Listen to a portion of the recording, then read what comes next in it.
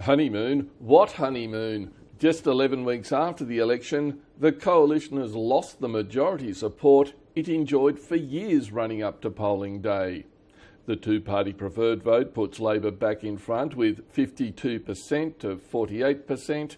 That's a 5.5 percentage point improvement for Labor since the election and a 5.5 point deterioration for the coalition. To see that within 3 months Labor is in fact back in the lead really, I think, will be a surprise, very agreeable surprise to people within Labor, and send a bit of a shockwave through the government, because most would say they're not travelling too badly, but this suggests the voters aren't buying it. On the primary vote, Labor has gained 4 percentage points to 37 points. The coalition is down 5 points to 41%. Well, look, there have been a lot of sort of small stories around that the government's struggled really to have a good response for, and particularly I'm thinking of the MP's expenses story that ran for a long time while the government was refusing to buy into things, and really Tony Abbott's reluctance to come out and take a sort of a front foot approach on that, I think, did damage him. We've also got a number of stories that are running at the moment which are difficult for the government to explain. The most striking one being the push by Joe Hockey for the debt ceiling to go to $500 billion. Now, it may be justified by economists on the basis of debt projections going forward to 2016-17, but I think voters are looking at it and saying, hang on, aren't you the same people who said the answer to debt is not more debt, and aren't you the same people who are going to get back in, be the adults in charge and start addressing this burgeoning debt, and yet we now see it's going higher than it's ever gone before. And I think it's that counter-narrative that's really probably rocked people's confidence that the government they've got is the government they voted in. The coalition is least popular in Queensland, indicating that the replacement of Kevin Rudd as leader has not damaged Labor's standing in that state.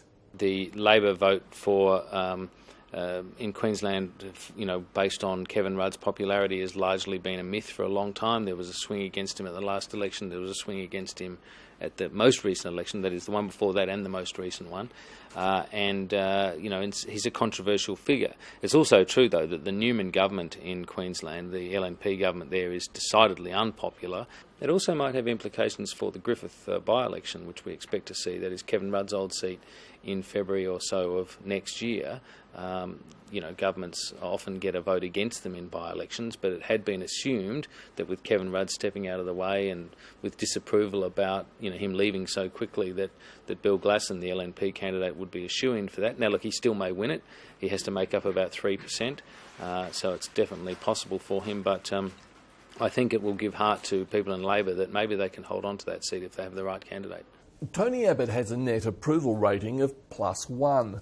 That's the first time in 3 years his personal approval rating has been in positive territory. However, Bill Shorten's net approval rating is +21, the best for an opposition leader since Malcolm Turnbull 5 years ago this month. Tony Abbott leads Bill Shorten as preferred Prime Minister, 49% to 41%, although a full 10% of respondents are uncommitted.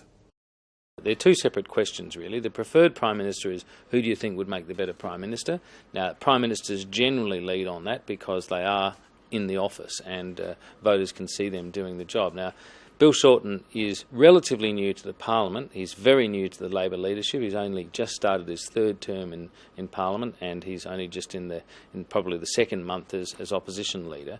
So it would be surprising if voters were saying with a great confidence that yes, this bloke is a better Prime Minister than the one that is in place. What does this sort of suggest, if you like, about that process that the Labor Party went through, that Bill Shorten went through after the election, getting the party membership to vote? It seems to have probably served Labor well. It does seem to. I think there'll be a lot of people on the Labor side who will say that this vindicates to some extent that sort of public process. It appears to have had a certain legitimacy about it. So Bill Shorten seems to have taken the leadership now with, the strong support of his party, albeit that, the rank and file plumped for the other guy rather decisively. But nonetheless, in the wash-up, Bill Shorten was the one who came out of it.